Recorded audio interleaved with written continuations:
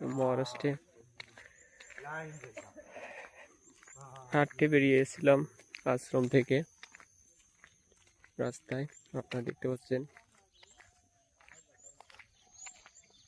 চারিদিকে সবুজ আর সবুজ, শুধু বন আর বন, কোথাও কোনো জনমানব নাই।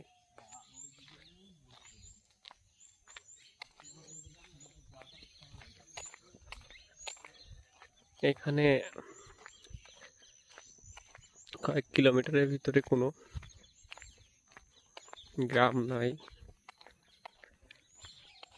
কোনো শহর নেই, কোনো বাজার নাই। এত সুন্দর জায়গায় আশ্রমটা।